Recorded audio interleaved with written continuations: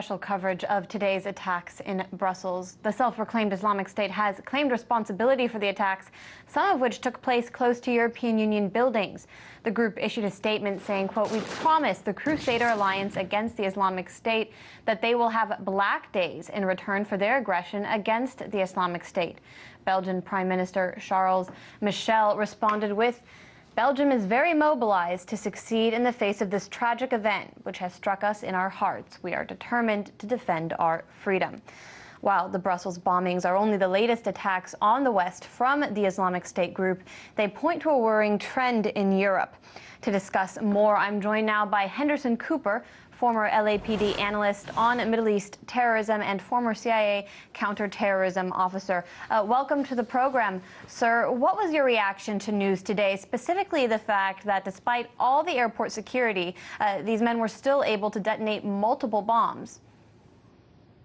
Well, it's a very unfortunate situation, and I'm very sorry it happened, and my heart goes out to all those people in Brussels. The fact is, law enforcement, the intelligence community, the military will never know ahead of time what is going to happen, particularly when it isn't state-sponsored or run by a government or an organization that can easily be monitored. Things like this can happen because rogue players, individuals can do things without there being notice. Simply the matter of the way things work out when there is not an infrastructure built up behind a criminal group. Well, that's interesting you say that these attacks can still happen and that it's impossible really to prevent them. I mean, what do you think the response of the Belgian government will be? Will we see an increase in surveillance and police presence despite, like you just said, the fact that may not ever be able to prevent attacks like this?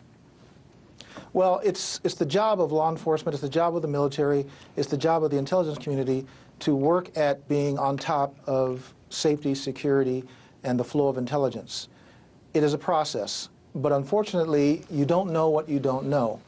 There are individuals that you may have on your radar that you're watching, and you will deploy your people, and you will protect people, and you will have the increased numbers that are necessary to do the job.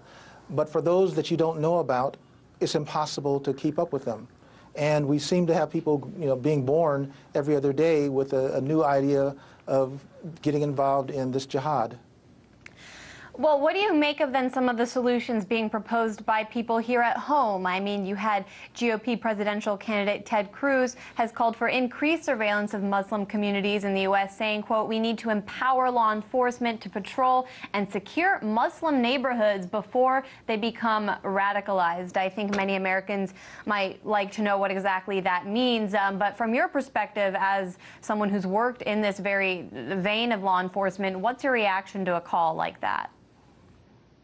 Well, I tend not to spend much time paying attention to what politicians say.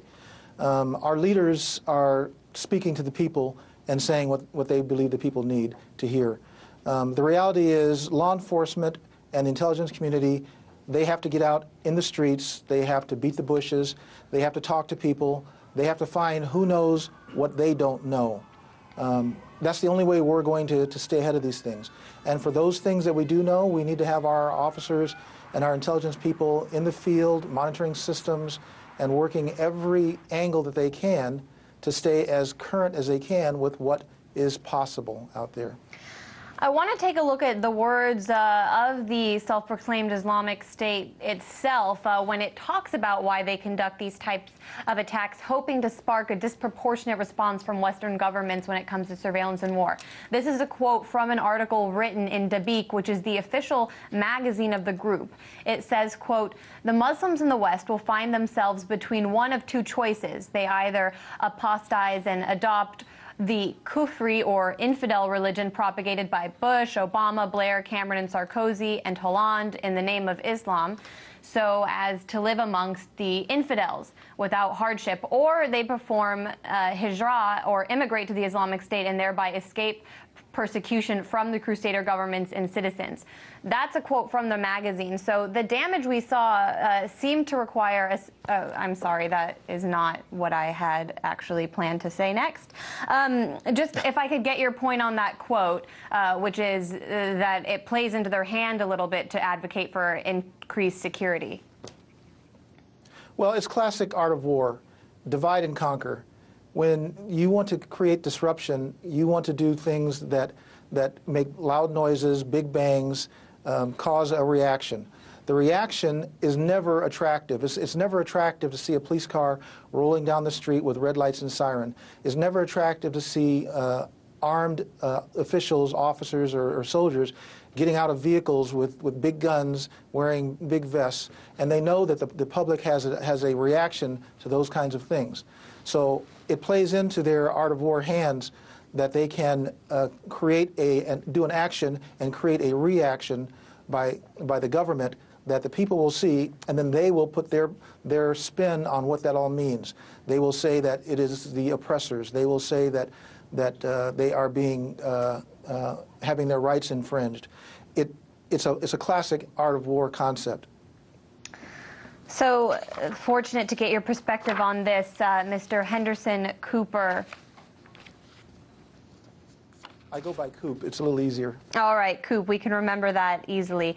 Former LAPD analyst on Middle East terrorism and former CIA counterterrorism officer.